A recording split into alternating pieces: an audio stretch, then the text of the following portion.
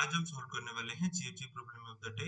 जे की frequencies can be equal. Okay, यहाँ पे हमें इनपुट में एक स्ट्रिंग दिया गया है एंड एटमोस्ट वन कैरेक्टर हम डिलीट करके बाकी जितना कैरेक्टर रिमेनिंग रहेगा स्ट्रिंग इस पे उस सबका फ्रीक्वेंसी सेम हो सकता है कि नहीं वो चेक करेंगे। ओके, अगर सेम हो सकता है तो ट्रू, नहीं हो सकता तो वो फॉल्स। ओके, अब एक एग्जांपल के थ्रू उसको देखते हैं। देखो यहाँ पे x का काउंट है 1, y का काउंट है 2, g का काउंट है 1। यहाँ से हम एक डिलीट कर देंगे तो ये 1 1 1 सेम हो जाएगा, तो इसलिए इसका आउटपुट हो जाएगा क्या 1। ठीक है, अब सेकंड एग्जांपल देखते हैं। x का काउंट है 4, y का काउंट है 2, g का काउंट है 2। तो इसको सेम नहीं कर सकते, इस यहाँ पे हम मैक्सिमम एक ही डिलीट कर सकते हैं तो यहाँ सेम नहीं होगा, तो इसलिए वो आउटपुट है 0। ओके, अब हम इसको सॉल्व करेंगे ऐसे। देखो फर्स्ट केस, अगर सारा का सारा फ्रीक्वेंसी सेम है, जितना कैरेक्टर्स है ऑलरेडी वो सेम है, तो हम ट्रू रिटर्न कर देंगे, हमें डिलीट करने की कोई जरूरत नहीं है। सेकेंड केस में only one character only one character max है and that too n-1 min है। ठीक है, and max -1 equals to min है, तभी ये होगा क्या? मतलब इसका मतलब क्या है, जैसे ये है x x x y y g g, यहाँ पे मैक्सिमम ओनली वन है। ओके, उसका फ्रीक्वेंसी है 3, ये है 2, ये है 2, तो ये मैक्सिमम एक ही होना चाहिए एंड सारा का सारा मिनिमम होना चाहिए बाकी जितना रिमेनिंग है, and max -1 double equals to mean होगा, तभी जाके ये हम यहाँ से एक डिलीट करेंगे तो ये 2 2 2 ये हो जाएगा। ठीक है, तो ये केस एक है।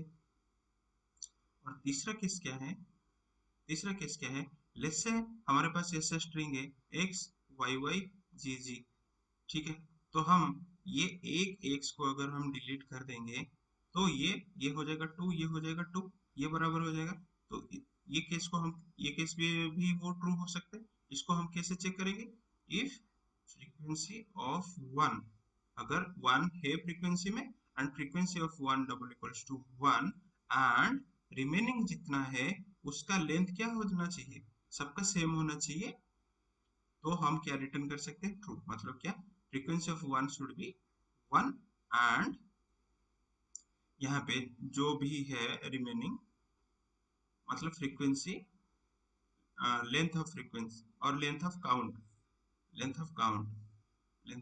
क्या, length of frequency count, length of count length of count double equals to 2। मतलब यहाँ पे फ्रीक्वेंसी काउंट ओनली 2 टाइप्स का है एंड उसमें से एक ही वन है, वन का वन है, तो हम यहाँ पे ट्रू रिटर्न कर सकते हैं। बाकी जितना रिमेनिंग केस होगा वो क्या हो जाएगा, फॉल्स हो जाएगा।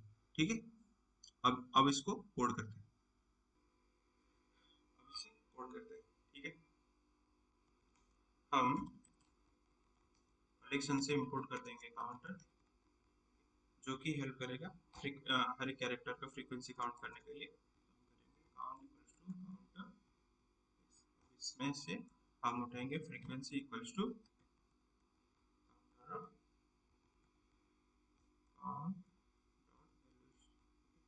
ये क्या करेगा, हर एक कैरेक्टर का जो फ्रीक्वेंसी है फ्रीक्वेंसी बेस पे इसको हमें दे देगा। अभी हम क्या चेक करेंगे, if length of frequency greater than equals to 3 है तो हम स्ट्रेट फॉरवर्ड रिटर्न कर देंगे फॉल्स, क्योंकि 3 से ज्यादा वैल्यू से है फ्रीक्वेंसी तो वो पॉसिबल नहीं है हमारा आंसर।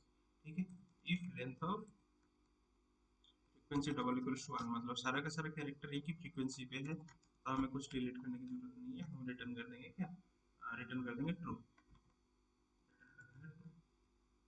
ठीक है, अभी हम क्या करेंगे, अभी मतलब ये एक पे है तो ट्रू है, तो दो फ्रीक्वेंसी वाला कंडीशंस बचते हैं, तो उसके लिए हमें मिन मैक्स चेक करना है। Min max equals to minimum of count dot values and maximum के लिए मैक्सिमम ऑफ काउंट डॉट, ये हो गया। इफ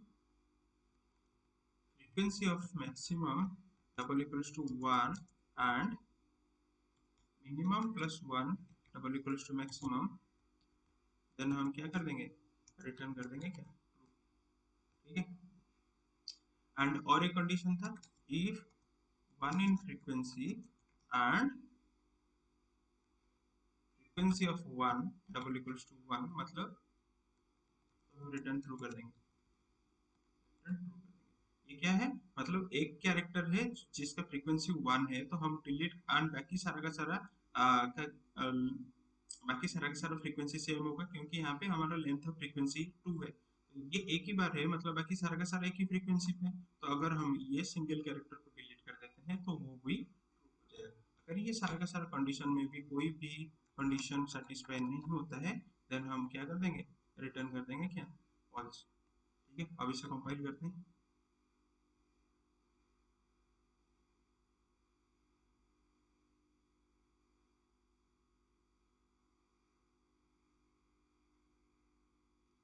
अब इसे सबमिट करें।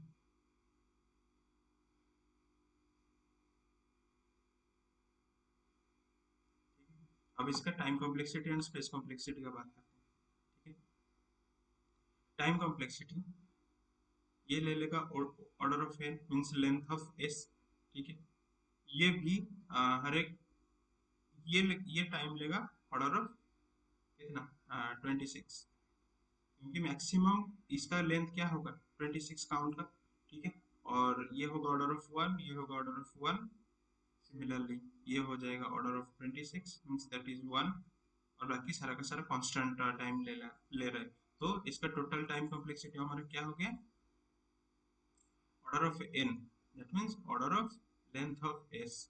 ठीक है, and space complexity, space complexity यहाँ पे स्पेस ले रहा है और यहाँ पे भी स्पेस ले रहा है, ये दो जगह पे, और इसका मैक्सिमम स्पेस कितना होगा, लेंथ ऑफ 26, क्योंकि हमारा ए टू जेड 26 कैरेक्टर्स ही है तो ये मैक्सिमम लेंथ कितना लेगा 26, तो ये हो जाएगा order of 26, that means order of 1।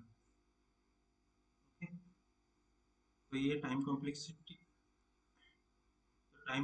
होता है order of length of S, and space complexity होता है ऑर्डर ऑफ